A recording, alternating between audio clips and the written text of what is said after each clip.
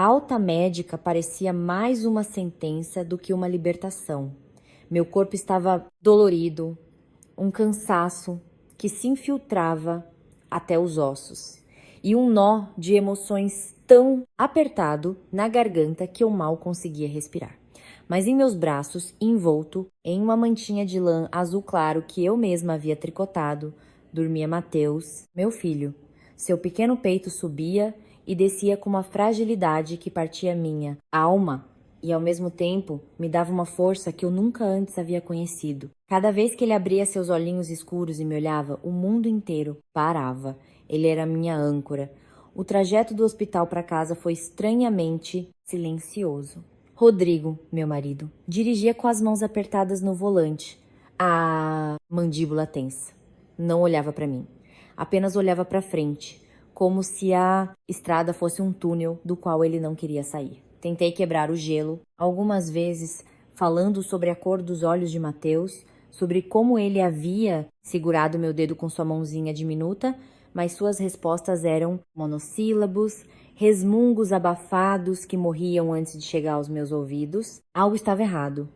Eu sentia no ar denso do carro, na forma como ele evitava o semáforo fechado para não ter que cruzar seu olhar com o meu no retrovisor.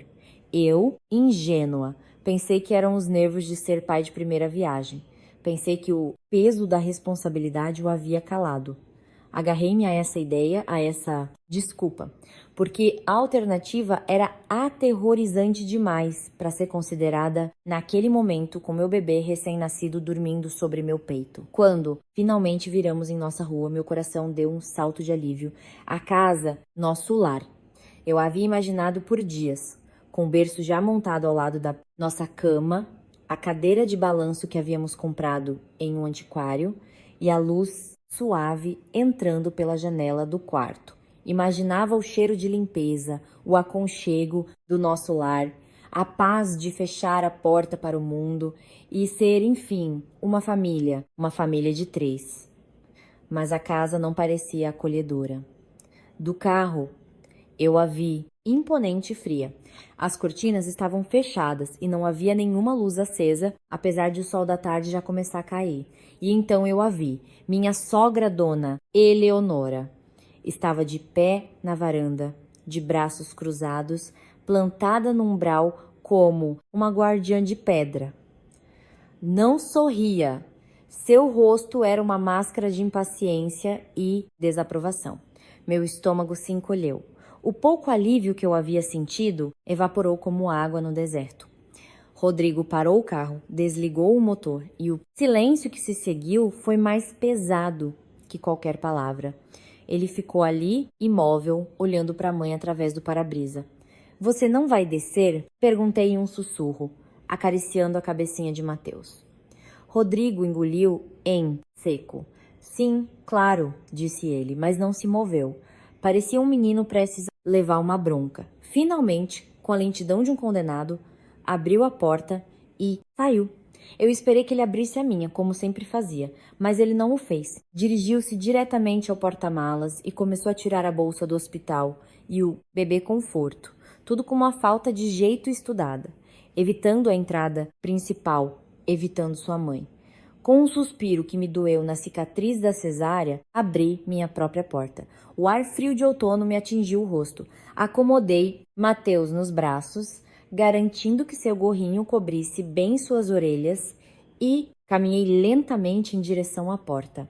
Cada passo era um esforço.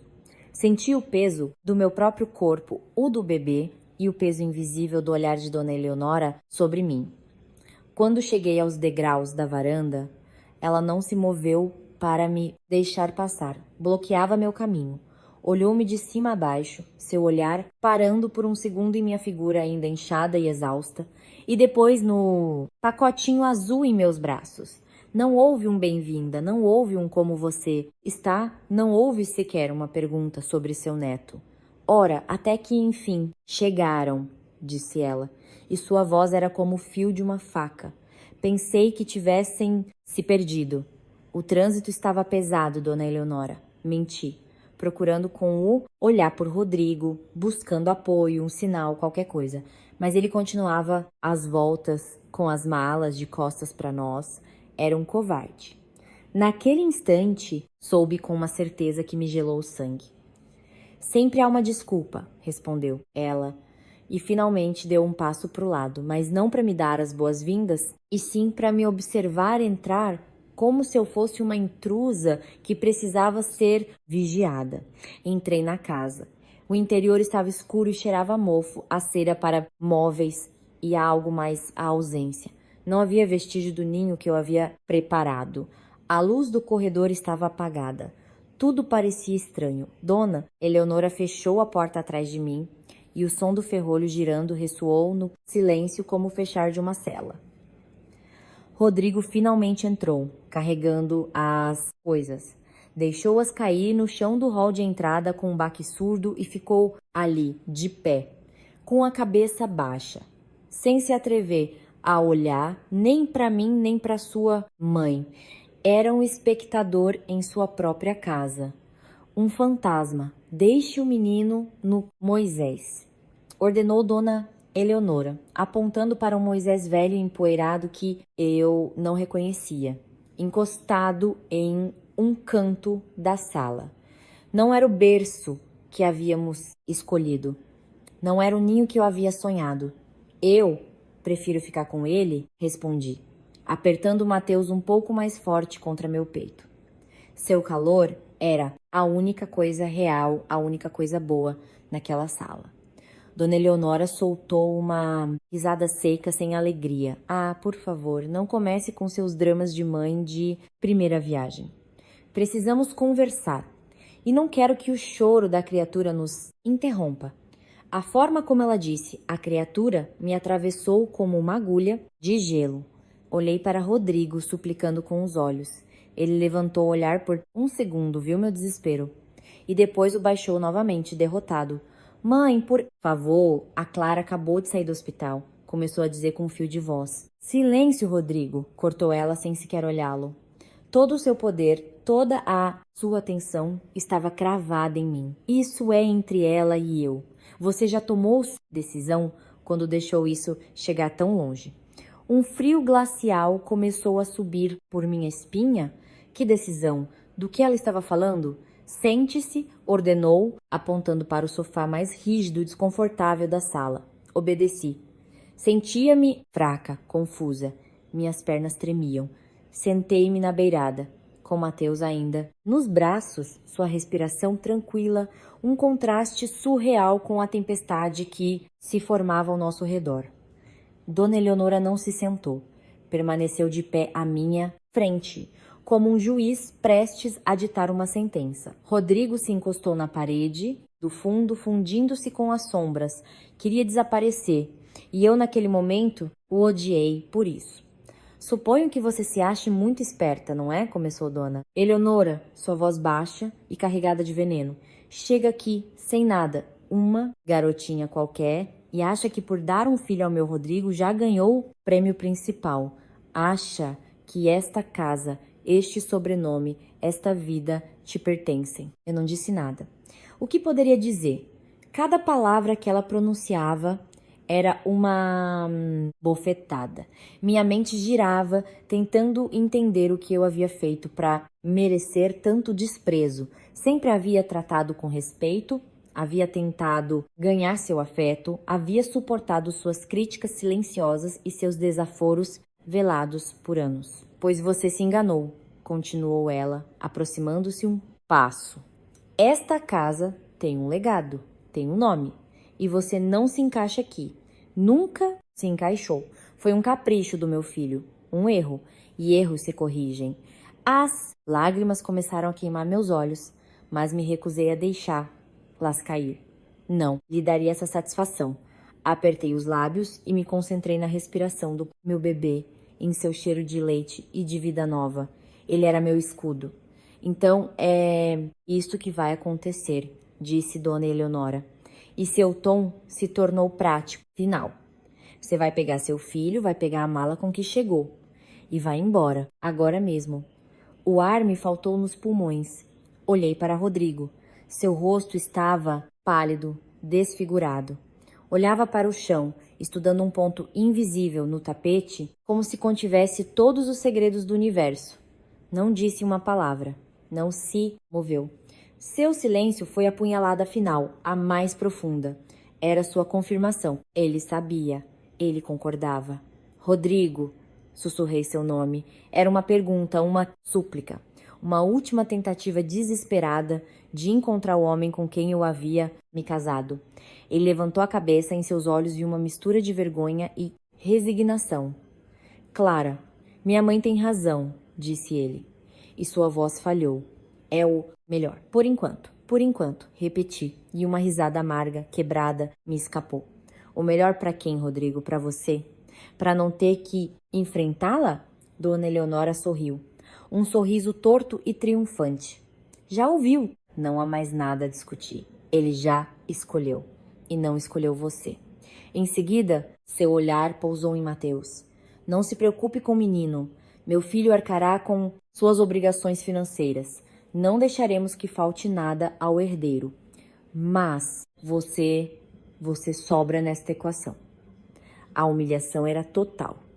Estavam me descartando como um objeto usado, a mim e ao meu bebê, de 3 dias de vida. Estavam me jogando na rua, na frente do homem que me havia jurado amor e proteção. E ele não fazia nada além de olhar para o chão. Levantei-me, lentamente. Minhas pernas pareciam mais firmes agora. A dor do meu corpo havia sido substituída por uma estranha calma, uma lucidez fria e afiada. Olhei para Dona Eleonora diretamente nos olhos. Ela esperava que eu chorasse, que suplicasse, que me ajoelhasse. Esperava um escândalo, uma cena de mulher desesperada.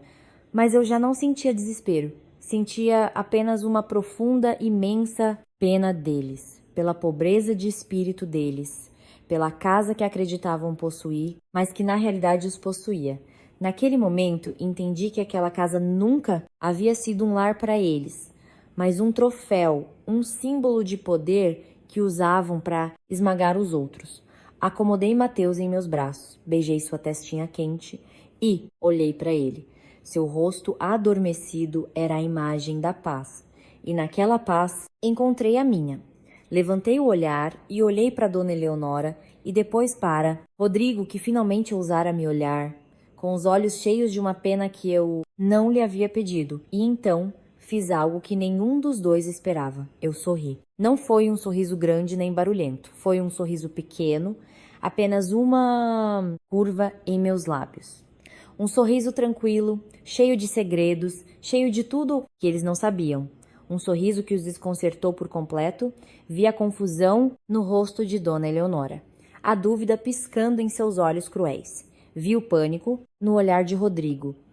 Minha calma os desarmava mais do que qualquer grito. Sem dizer uma palavra, virei-me.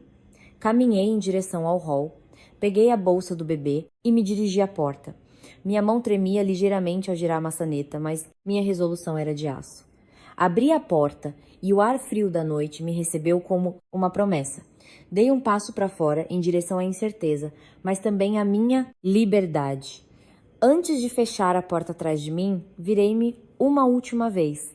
Diga ao seu advogado que aguarde a ligação do meu, disse eu, e minha voz soou clara e firme no silêncio da casa.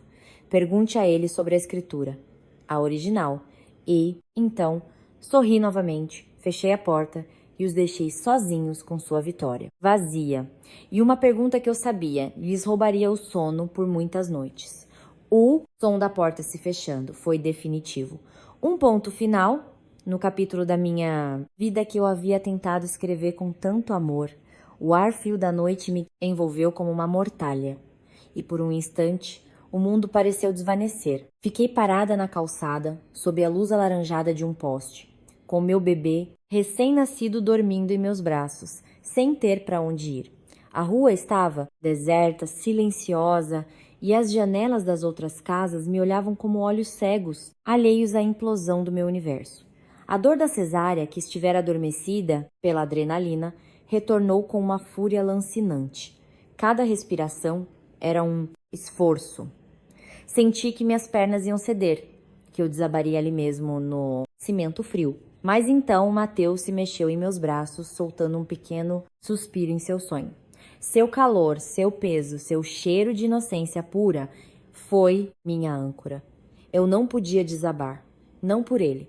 Comecei a caminhar sem rumo, meus passos lentos e pesados. Cada casa por que eu passava, com suas luzes acesas e suas sombras de vida familiar no interior, era como um pequeno punhal em meu coração. Era isso que eu queria.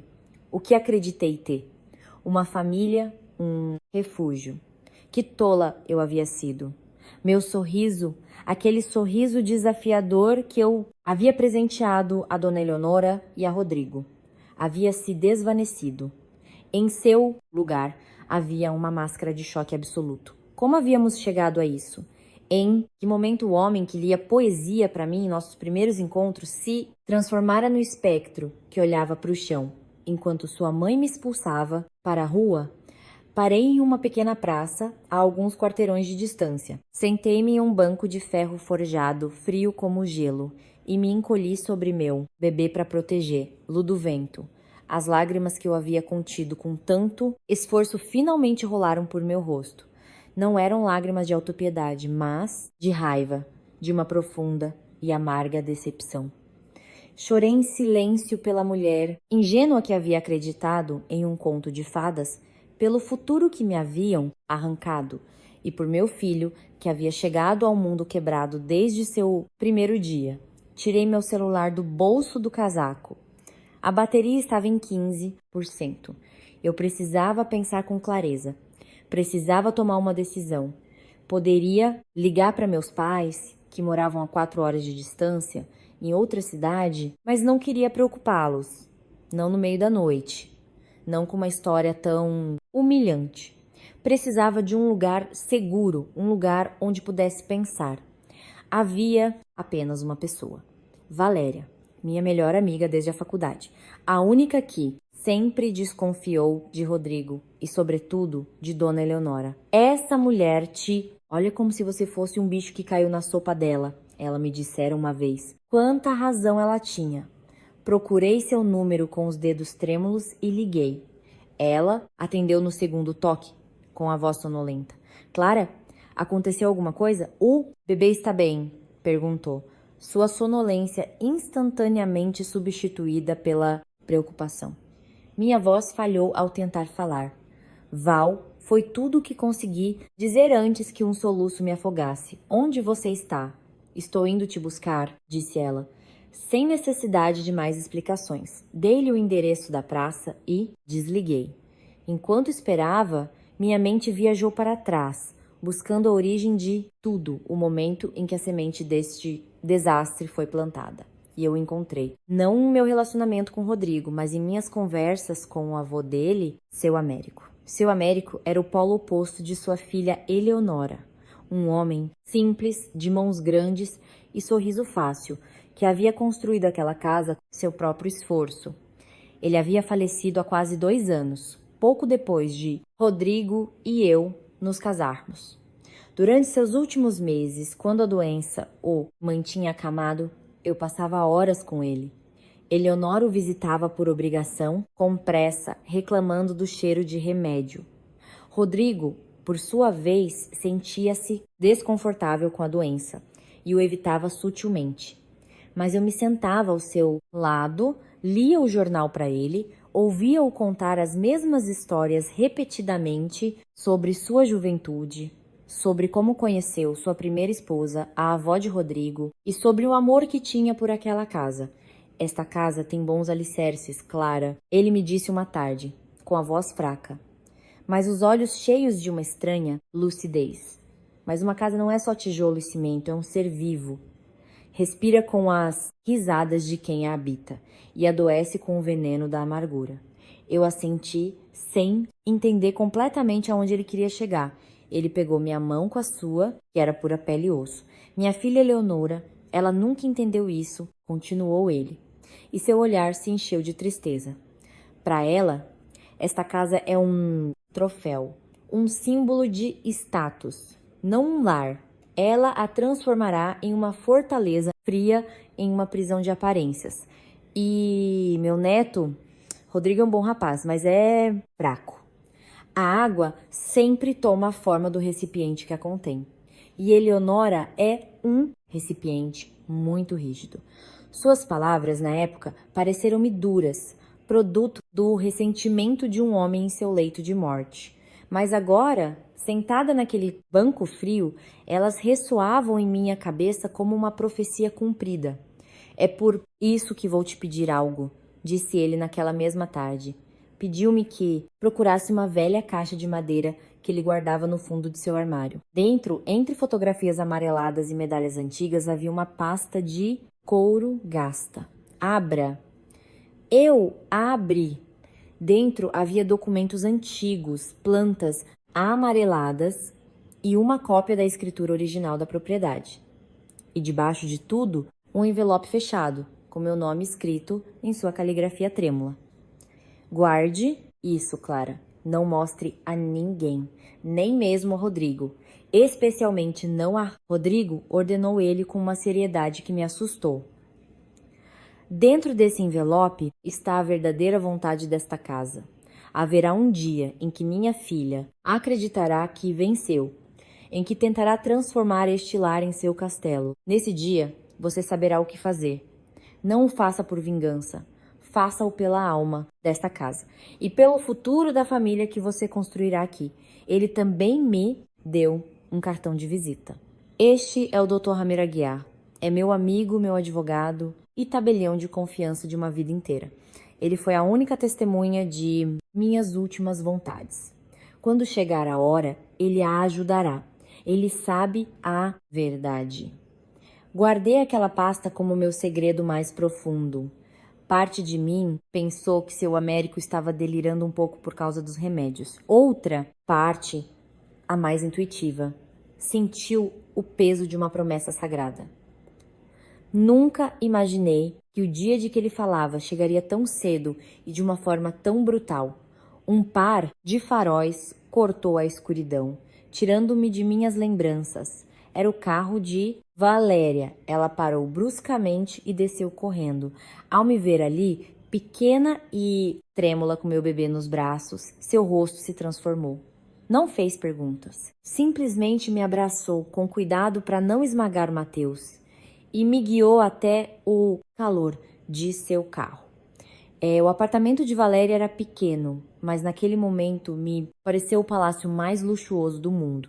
Cheirava a café e ao seu perfume floral. Ela me preparou um chá, aqueceu uma mamadeira com a fórmula de emergência que eu levava na bolsa por precaução e me sentou em seu sofá, envolvendo-me em um cobertor. Mateus comeu tranquilamente e voltou a dormir, alheio a tudo. Agora, disse Valéria, sentando-se à minha frente com uma xícara de chá nas mãos. Conte-me tudo. E eu contei sobre a frieza de Rodrigo no carro, a aparição de Dona Eleonora na porta, suas palavras venenosas, a humilhação, a covardia do meu marido. E contei sobre meu estranho sorriso e minhas últimas palavras sobre o tabelião e a escritura. Valéria ouviu em silêncio, sua mandíbula se contraindo cada vez mais. Quando terminei, ela pousou a xícara na mesa com um golpe seco. Filha da... começou a dizer, mas se não teve. Eu sempre soube que aquela mulher era um escorpião. E o Rodrigo não ligou, não mandou nenhuma mensagem? Peguei meu celular. Eu o havia silenciado ao entrar no carro. Agora vi a tela. 7 chamadas perdidas de Rodrigo e uma dúzia de mensagens de texto. Eu as abri. A primeira era um simples, onde você está? A segunda, Clara, por favor, atende. Precisamos conversar. A terceira, minha mãe está furiosa com o que você disse da escritura. Diz que você está louca. E assim continuavam. Uma ladainha de pânico e desculpas. Não queria que as coisas fossem assim. Ela me pressionou. Volta, podemos consertar. Mas a última mensagem, enviada há apenas 5 minutos, era diferente. Parecia ditada por Dona Eleonora. Vamos parar de besteira. Sabemos que você não tem nada. Não tem para onde ir. Volte para casa, peça desculpas à minha mãe. E talvez ela permita que você fique pelo bem da criança. É sua última chance. Mostrei o celular para Valéria. Ela leu e soltou uma gargalhada sem humor. Desculpas? Que você peça desculpas? É inacreditável a cara de pau que eles têm. Eu não senti vontade de rir. Senti uma clareza gelada. A última gota de amor ou de dúvida que eu pudesse ter sentido por Rodrigo se desvaneceu com aquela última mensagem. Não havia nada a consertar, não havia nada para o que voltar. A guerra havia sido declarada e eles, em sua arrogância, não tinham ideia da arma que eu possuía. Eu não tô louca, Val, disse eu, minha voz soando mais forte do que eu me sentia. E não vou voltar, não vou pedir desculpas. Vou fazer exatamente o que seu Américo me pediu para fazer. Fui até minha bolsa, a que Rodrigo havia jogado no chão do hall, e tirei uma pasta de plástico que sempre levava comigo, escondida entre fraldas e lenços umedecidos. Dentro estava o envelope lacrado que o avô me havia dado, e ao lado dele, o cartão de visita do Dr. Ramiro Aguiar.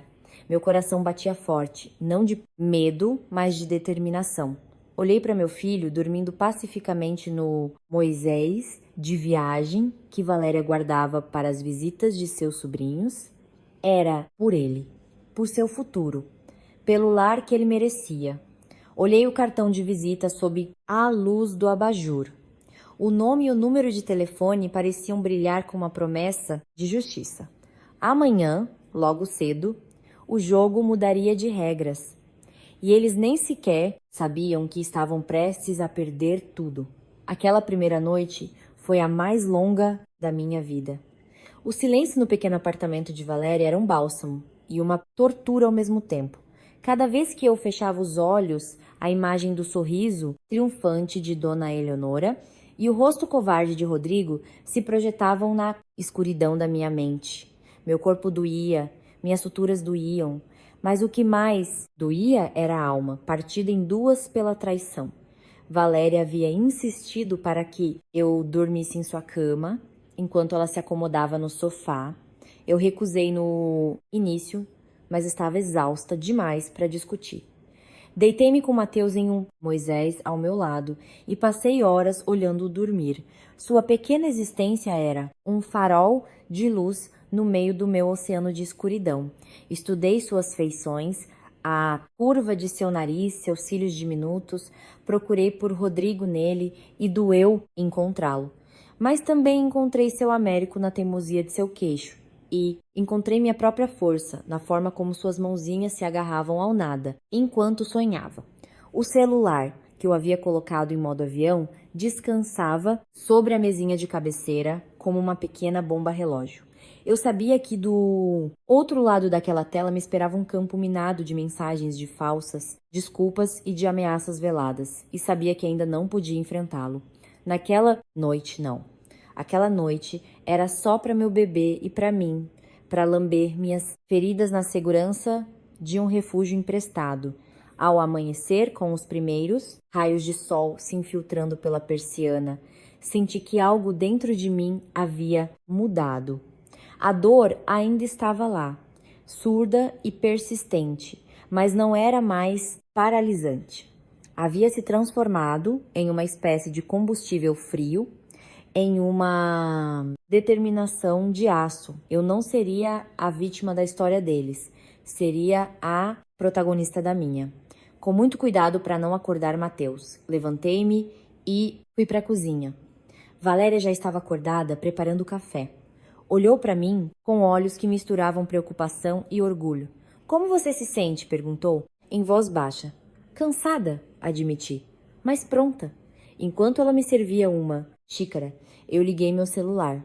Como esperado, a tela se iluminou com uma avalanche de notificações. 23 chamadas perdidas de Rodrigo. 3 de um número desconhecido que supus ser de Dona Eleonora usando outro telefone.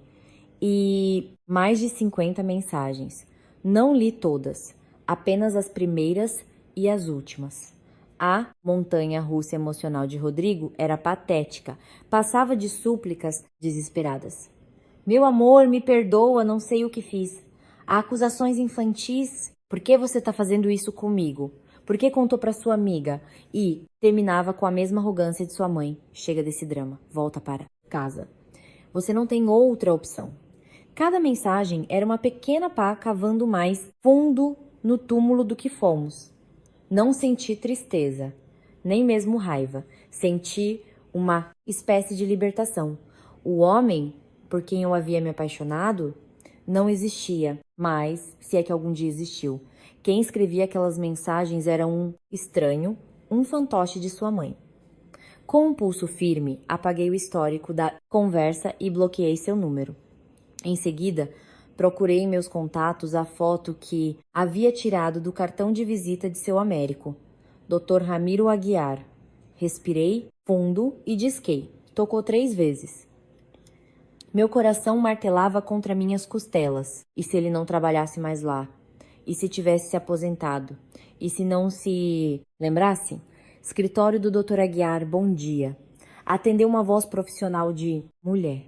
Bom dia, disse eu, tentando fazer com que minha voz não tremesse. Gostaria de falar com o Dr. Aguiar, por favor. Meu nome é Clara. É um assunto pessoal relacionado ao seu Américo Almada. Houve uma pausa. Pude ouvir o murmúrio de papéis do outro lado. Um momento, por favor. A espera foi eterna. Finalmente, uma voz masculina, grave e calma chegou através da linha. Ramiro, Aguiar falando. Clara? Clara Rivas? O alívio foi tão imenso que meus joelhos quase dobraram. Sim, doutor. Sou eu, a esposa do neto de seu Américo. Senhorita Clara, que surpresa, disse ele, e em seu tom havia um calor genuíno. Américo me falou muito de você. Receio que, se está me ligando, é porque chegou o momento com o qual ele tanto se preocupava. Diga-me, você está bem? A simples humanidade em sua pergunta quase me fez chorar novamente. Estou, doutor, mas preciso da sua ajuda. Preciso vê-lo. Hoje, se possível. Claro. Américo foi muito claro em suas instruções. Venha ao meu escritório às 11. Sabe onde fica? Ele me deu o endereço. Era no centro da cidade, em um prédio antigo e imponente. Quando desliguei, senti que havia colocado em movimento uma engrenagem imparável. Não havia mais volta. Valéria me ajudou a me preparar.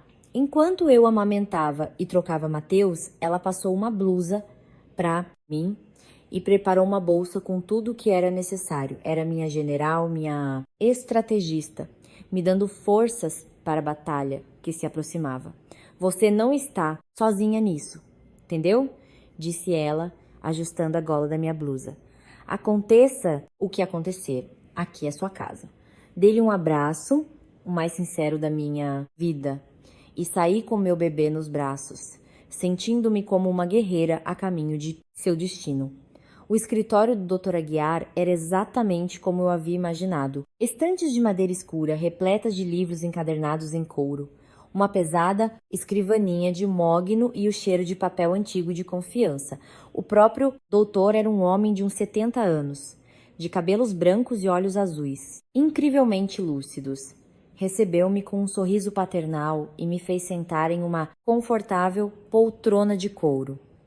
Um menino lindo, disse ele, olhando para Mateus, que dormia em seu bebê conforto. Américo estaria muito orgulhoso. Em seguida, seu rosto ficou sério. Conte-me o que aconteceu, Clara. Relatei os fatos da noite anterior, sem rodeios, sem lágrimas. Apenas a verdade crua e humilhante. Ele ouviu sem interromper, seus dedos entrelaçados sobre a mesa. Quando terminei, ele assentiu lentamente, como se estivesse confirmando algo que já sabia. A arrogância de Eleonora sempre foi sua maior fraqueza, disse ele, com um suspiro. E a covardia de Rodrigo, sua maior tragédia. Américo previu isso. Viu com uma clareza que me gelava o sangue. Ele se levantou e se dirigiu a um enorme cofre que estava escondido atrás de um quadro. Abriu-o com uma combinação e tirou uma pasta idêntica à que eu havia guardado, só que esta era a original. Colocou-a sobre a mesa entre nós dois. Seu Américo me fez guardião de sua verdadeira vontade, explicou. Fizemos isso quase um ano antes de sua morte, depois de uma discussão terrível que ele teve com Eleonora sobre o futuro da casa. Ela já se sentia dona, planejando reformas, falando sobre seu valor no mercado. Naquela noite, Américo entendeu que sua filha jamais veria aquela casa como um lar.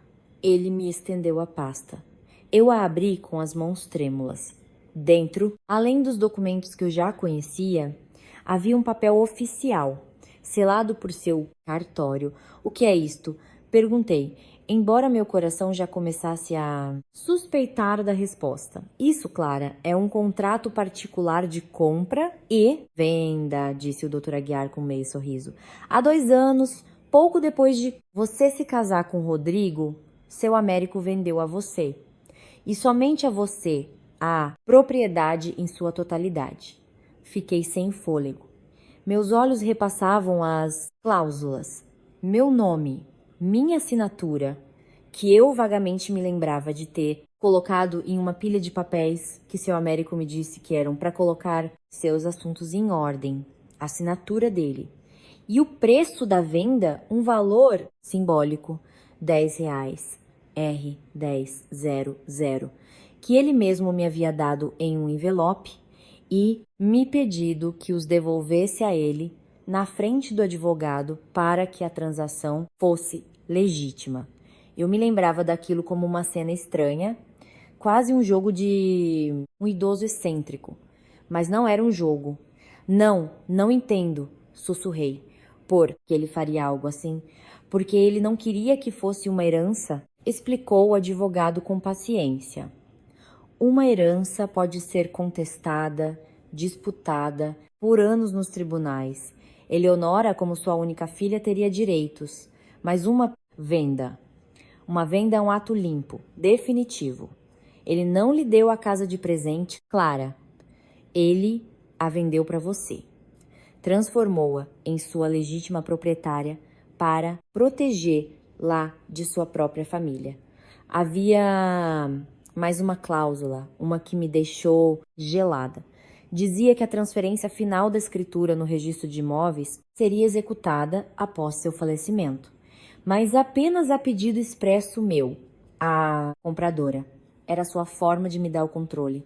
Eu decidia quando fazer valer meu direito. As lágrimas agora sim correram por meu rosto. Eram lágrimas de gratidão, de um profundo assombro pelo amor e pela fé que aquele homem havia depositado em mim, uma quase estranha. Ele havia visto meu coração enquanto sua própria filha e seu neto só viam tijolos e dinheiro. O que isso significa agora, doutor? Perguntei, secando as lágrimas. Significa que essa casa é sua. Legal, absoluta e indiscutivelmente sua, afirmou. Eleonora e Rodrigo estão morando lá como seus inquilinos, embora não saibam. A ação de ontem à noite, lá expulsado de sua própria propriedade, nos dá a causa legal perfeita para agir. Ele se inclinou para a frente, sua expressão agora era a de um estrategista. Este é o plano. Primeiro, vamos registrar este contrato no cartório de registro de imóveis. O trâmite levará alguns dias, mas é uma formalidade. Segundo, redigirei uma notificação extrajudicial que será entregue por um oficial de justiça naquela casa. Informará a senhora Eleonora Almada e ao senhor Rodrigo Fontes que você é a única e legítima proprietária do imóvel e será dado a eles um prazo de 30 dias para desocupá-lo pacificamente. A ideia de Eleonora recebendo aquele papel me deu um arrepio. Podia imaginar seu rosto, a incredulidade se transformando em fúria. E se eles não saírem? Perguntei, pensando em sua teimosia. Então procederemos com uma ordem de despejo judicial. Mas acredite, Clara, quando o advogado dela vir este contrato, selado e assinado, ele a aconselhará a fazer as malas. Eles não têm um único argumento legal a seu favor. Fiquei em silêncio, assimilando a magnitude de tudo.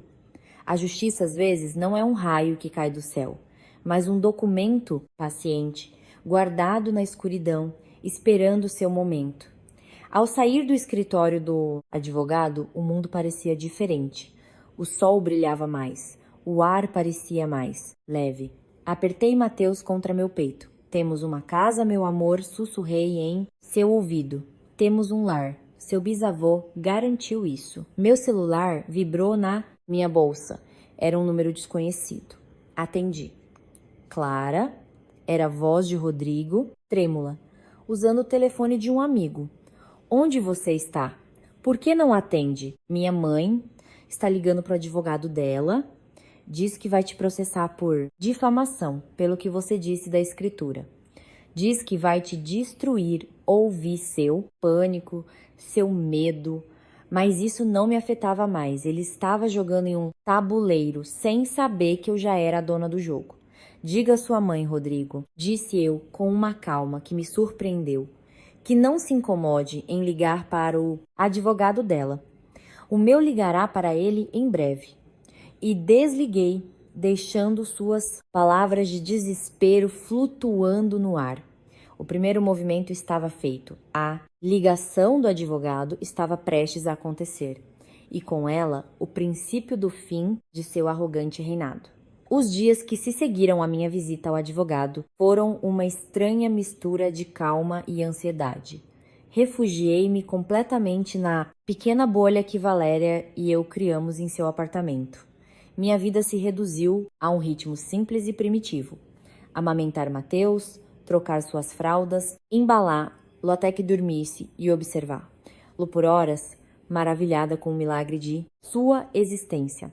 Ele era meu centro, meu norte. Sua inocência me protegia da tempestade que eu sabia que estava se formando lá fora. Valéria foi minha rocha. Sem fazer perguntas, tornou-se minha família. Cozinhava para mim, garantia que eu descansasse e me ouvia quando a necessidade de falar se tornava avassaladora. À noite, quando Mateus finalmente dormia e a casa ficava em silêncio, repassávamos a história repetidamente, como duas generais planejando uma campanha. Cada lembrança da crueldade de Dona Eleonora, cada instante da covardia de Rodrigo, se convertia não numa fonte de dor, mas em uma peça de evidência que reafirmava a justiça de minhas ações. Você acha que eles já sabem? Perguntava-me Valéria, com os olhos brilhando de expectativa. Ainda não, eu respondia, checando meu e-mail em busca de alguma notícia do doutor Aguiar. O trâmite no registro de imóveis leva tempo. Por enquanto, devem estar vivendo em sua bolha de falsa vitória, convencidos de que sou uma mulher desesperada e sem recursos. E eu tinha razão. Embora eu tivesse bloqueado o número de Rodrigo, ele encontrou uma maneira de continuar me atormentando. Começou a usar as redes sociais, enviando-me mensagens através de perfis de amigos em comum. Suas palavras eram um veneno lento. Todos estão perguntando por você, Clara. O que eu devo dizer? Que você abandonou seu marido e seu filho recém-nascido? Depois mudava de tática. Sinto sua falta, sinto falta da minha família. Volta e tudo será como antes. Mas a frase que mais me doeu e ao mesmo tempo mais me fortaleceu foi uma que ele me enviou através de sua prima. Minha mãe disse que se você não voltar, ela vai lutar pela guarda total do Mateus. Diz que pode provar que você é uma mãe instável. Essa ameaça foi um erro fatal da parte deles. Despertou em mim algo que eu não sabia que tinha. A fúria protetora de uma leoa. Não se tratava mais de uma casa, nem do meu orgulho ferido. Tratava-se do meu filho, e por ele eu estava disposta a incendiar o mundo. Encaminhei essa mensagem para o Dr. Aguiar.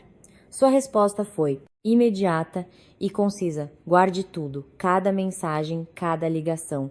Eles estão construindo nosso caso por nós. Paciência, Clara. O bom estrategista nunca ataca por impulso.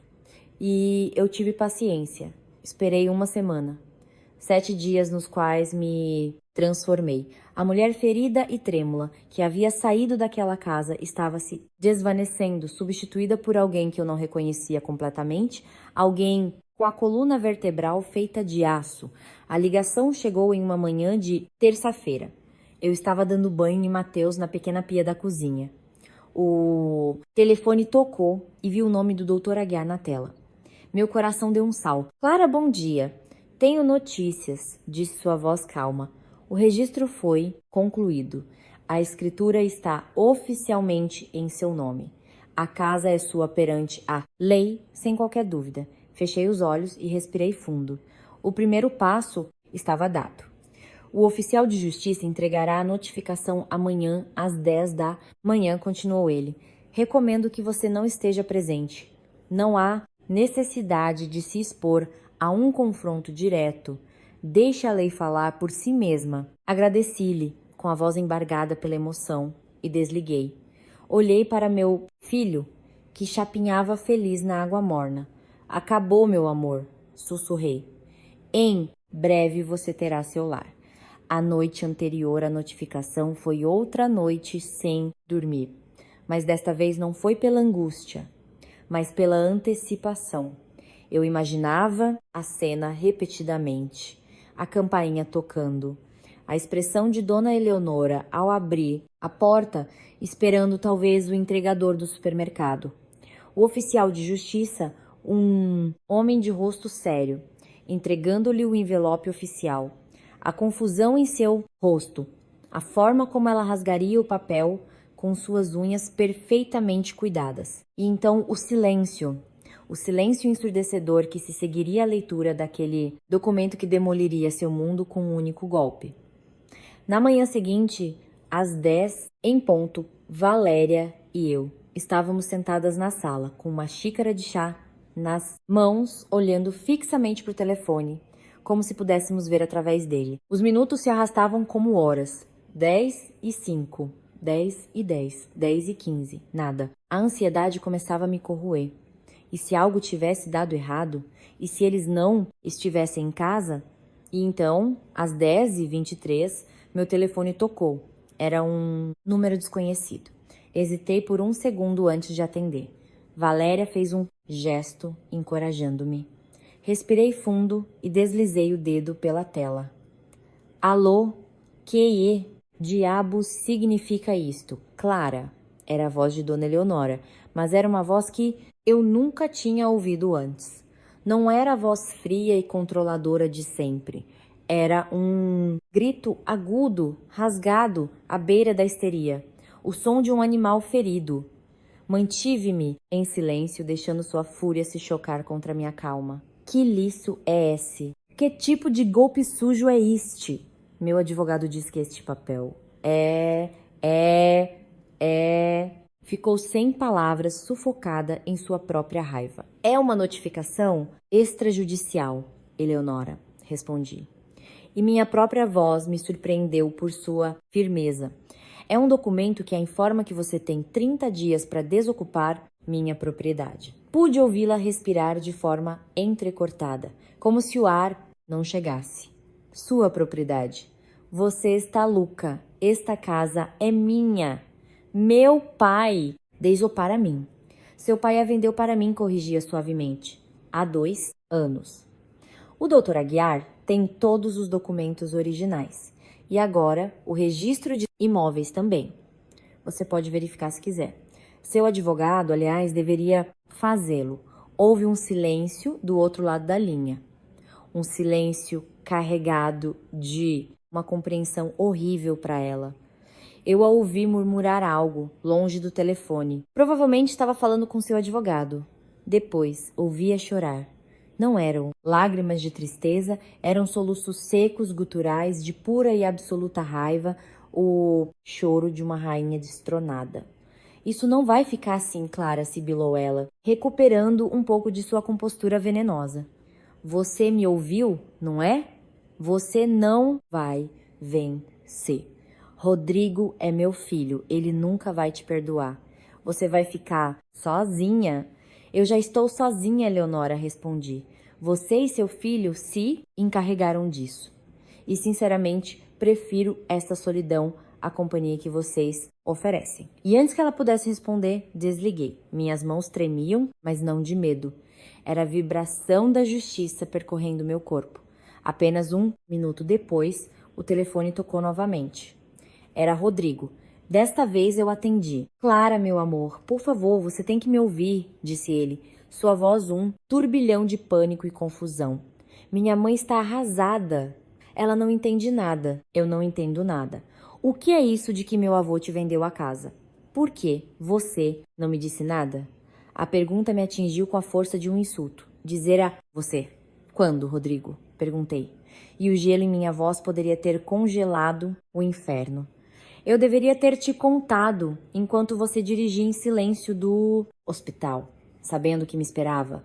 Ou talvez enquanto você ficava parado de cabeça baixa, vendo sua mãe me expulsar para a rua com seu filho recém-nascido nos braços. Aquele era um bom momento para você. Ele ficou mudo. Não havia defesa possível.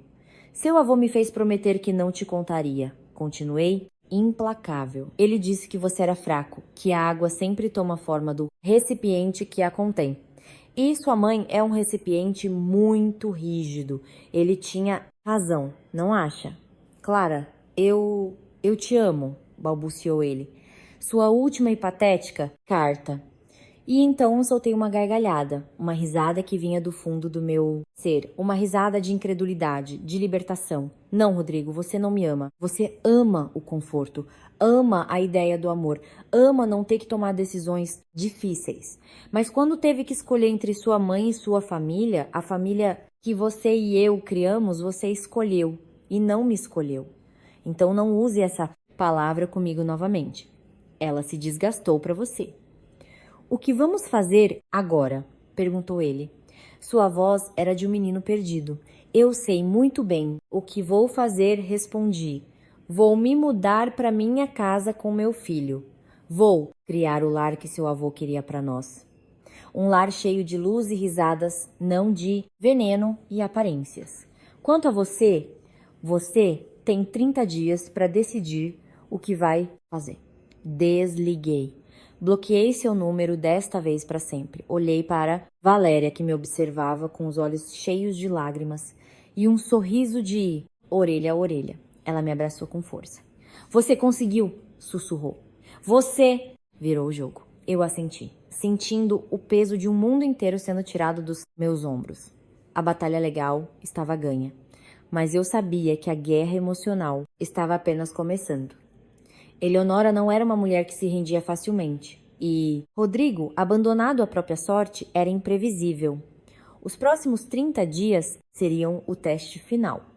O teste para saber se eu realmente poderia construir um novo começo sobre as ruínas da minha vida passada. Os 30 dias seguintes foram uma lenta e agonizante descida ao inferno para Dona Eleonora e Rodrigo e, para mim, um renascimento gradual. Da segurança do apartamento de Valéria, observei o mundo deles desmoronar, peça por peça, através dos relatórios do Dr. Aguiar e dos inevitáveis rumores que me chegavam por amigos em comum. A primeira reação de Eleonora após a histeria inicial foi a negação combativa. Contratou um dos escritórios de advocacia mais caros e agressivos da cidade. Eles tentaram de tudo. Alegaram que a assinatura de seu Américo havia sido falsificada. O Dr. Aguiar apresentou os laudos de 2 peritos calígrafos que certificavam sua autenticidade. Alegaram que seu Américo não estava em seu juízo perfeito quando realizou a venda. O Dr. Aguiar apresentou um atestado de saúde mental emitido pelo geriatra de seu Américo, datado de 2 dias antes da assinatura do contrato. Alegaram coação, que eu, uma jovem caça-fortunas, o havia manipulado. Mas a reputação ilibada de seu Américo e do próprio advogado fez com que essa acusação se dissolvesse no ridículo. Cada tentativa de contra-ataque era um fracasso humilhante. Cada movimento legal que faziam só servia para aumentar seus custos judiciais e para confirmar, aos olhos da lei e de seu próprio advogado, que não tinham escapatória. O Dr. Aguiar me mantinha informada com uma calma profissional que me tranquilizava. Eles estão se debatendo no fim. É normal, deixe que se cansem. Enquanto isso, Rodrigo tentava uma tática diferente. O cerco emocional. Aparecia sem aviso no prédio de Valéria, esperando na portaria por horas. Deixava-me mensagens de voz comoventes, às vezes chorando, outras suplicando. Enviava-me fotos de quando éramos felizes, do nosso casamento, de nossas férias. Enviava presentes para Mateus por transportadora. ursos de pelúcia gigantes, roupas de grife, brinquedos caríssimos. Era um bombardeio de arrependimento fabricado, uma tentativa desesperada de reescrever a história, de me fazer esquecer aquela imagem dele, imóvel e em silêncio, enquanto sua mãe me sentenciada ao exílio. Mas eu não conseguia esquecer. Era como tentar esquecer a dor de dar à luz. Estava gravada em minha memória, em meu corpo, em minha alma. Valéria atuava como minha guardiã, interceptando suas tentativas de aproximação. Ela não está, dizia com frieza pelo interfone. E se você aparecer por aqui de novo, vou chamar a polícia. Uma tarde, ousei olhar pela janela e o vi lá embaixo, parado na chuva, com a aparência de um protagonista de novela trágica. Por um segundo fugaz, senti uma pontada da antiga compaixão. Mas então me lembrei da frieza de seus olhos na casa, do vazio onde deveria haver amor e proteção. E a compaixão se transformou em pena. Não por ele, mas pelo homem que ele poderia ter sido e que nunca seria. A verdadeira implosão ocorreu na terceira semana. O advogado de Eleonora, ao ver que não tinha nenhum caso, apresentou-lhe uma fatura astronômica por seus serviços e a aconselhou em termos inequívocos a parar de desperdiçar seu dinheiro e começar a fazer as malas. Essa foi a gota d'água. Foi então que sua fachada de mulher forte e controladora se despedaçou. Fiquei sabendo, através de uma prima distante, que Eleonora sofreu uma crise nervosa. Passou dias trancada em seu quarto, recusando-se a comer, alternando entre ataques de fúria e episódios de choro inconsolável. A casa, seu troféu, seu símbolo de status, havia se tornado sua prisão, e as paredes que tanto amava agora se fechavam sobre ela. No 29º dia, recebi uma ligação do Dr. Aguiar. Clara, o advogado da senhora Almada me contatou. Eles solicitaram uma prorrogação de 1 semana para o despejo. Aparentemente, a senhora não está bem de saúde. Fiquei em silêncio, processando a notícia. A parte ferida de mim queria dizer não, que sofressem as consequências, que sentissem a pressão do tempo como eu senti o frio da rua. Mas então olhei para Mateus, que sorria em seu berço, e soube que não podia construir seu lar sobre os alicerces da vingança. Conceda-lhes a semana, doutor, disse eu com uma voz clara, mas que fique registrado que é a última prorrogação, sem exceções. 1 semana depois, no dia marcado, um caminhão de mudanças muito menor e mais modesto do que se esperaria de alguém como Eleonora estacionou em frente à casa. Eu não estava lá para ver, mas Valéria, que não resistiu à tentação, passou de carro e me ligou para descrever a cena. É patético, Clara, disse ela em voz baixa. Ela está orientando os homens da mudança, mas parece um fantasma. Está mais magra, com olheiras enormes. Rodrigo está colocando caixas em seu próprio carro, sem olhar para ninguém. Nenhum dos vizinhos saiu para ajudar. É como se estivessem abandonando um navio que afunda na mais absoluta solidão. No final da tarde, o Dr. Aguiar me ligou novamente. Tá feito. Eles entregaram as chaves, a casa é toda sua. Naquela noite não consegui dormir. A ideia de voltar àquela casa me enchia de uma mistura de euforia e terror. No dia seguinte, com Mateus nos braços e Valéria ao meu lado, dirigi até lá. Ao virar na rua, meu coração batia forte. A casa parecia a mesma, mas se sentia diferente. Era minha. Antes de entrar, o Dr. Aguiar chegou para me encontrar. Entregou-me um novo jogo de chaves. Contratei um chaveiro. Ninguém mais tem acesso a esta propriedade, disse ele com um sorriso. E também tomei a liberdade de contratar um serviço de limpeza pesada para esta tarde, para que você possa começar do zero, sem vestígios do passado.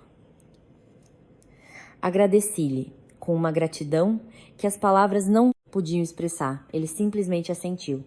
Seu Américo estaria muito feliz hoje, Clara. Muito feliz.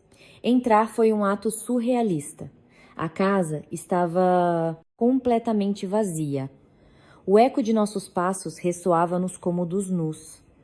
Haviam deixado as paredes manchadas onde antes pendiam quadros e marcas no chão onde seus móveis haviam estado. Levaram tudo, mas deixaram para trás o mais importante: um silêncio carregado de fantasmas. Caminhei pelo corredor, o mesmo pelo qual Eleonora me fizera entrar como uma intrusa. Fui para a sala, onde me sentei enquanto me humilhavam, mas não sentia mais dor. Os cômodos vazios não guardavam mais seu poder.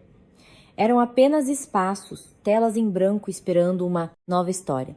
Subi as escadas e entrei no que havia sido nosso quarto. Estava nu, frio. O berço que havíamos comprado juntos eles levaram. Era o último ato de mesquinhez, mas não importava. Eu compraria outro, muito mais bonito. Parei em frente à janela que dava para o jardim dos fundos. O velho carvalho que seu Américo havia plantado quando criança ainda estava lá, forte e majestoso. Apoiei a testa no vidro frio e pela primeira vez em muito tempo chorei. Chorei por tudo que havia perdido. Minha inocência, meu casamento, a família que acreditei ter. Mas também chorei de alívio, de gratidão e de uma imensa e avassaladora esperança. Alguns meses depois, a casa era irreconhecível. Pintei-a com cores claras e luminosas. Enchi os cômodos com móveis confortáveis e simples, com plantas que purificavam o ar e com as risadas do meu filho, que começava a engatinhar pelos pisos de madeira polida. O escritório de seu Américo se tornou o quarto de Mateus, cheio de estrelas que brilhavam no escuro. O jardim se tornou nosso santuário. Plantei flores, as favoritas da minha avó, e coloquei uma pequena cadeira de balanço sob o carvalho, onde passava as tardes lendo histórias para meu filho. A casa que um dia fora uma fortaleza de amargura finalmente respirava. Havia se tornado um lar. Nunca mais soube de Dona Eleonora diretamente.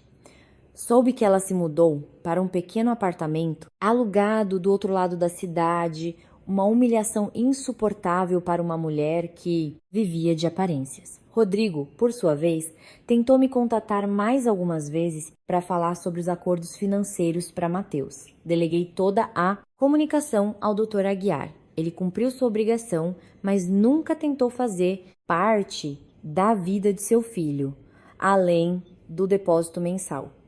A covardia, no final, foi sua condenação. Ele escolheu uma vida sem complicações e, no processo, escolheu uma vida sem seu filho. Às vezes, quando a noite está muito tranquila e Mateus dorme em seu berço, sento-me na cadeira de balanço da varanda, no mesmo lugar onde Dona Eleonora se postou para me barrar a passagem. Olho para a rua, silenciosa, e penso na incrível jornada que me trouxe até aqui. A ferida da traição nunca desaparece por completo, mas se torna uma cicatriz, um lembrete da força que eu não sabia que possuía. Não me deleito na queda daqueles que me humilharam, porque aprendi que a verdadeira vitória não está em vê-los perder, mas em minha própria capacidade de curar, de reconstruir e de florescer. Meu nome é Clara. Foi a nora que expulsaram para a rua com seu bebê recém-nascido. Mas essa não é mais a história que me define. Agora sou a mulher que recuperou sua dignidade, a mãe que construiu um lar das cinzas e a dona, não apenas desta casa, mas do meu próprio destino. E essa é uma escritura que ninguém nunca poderá me arrancar.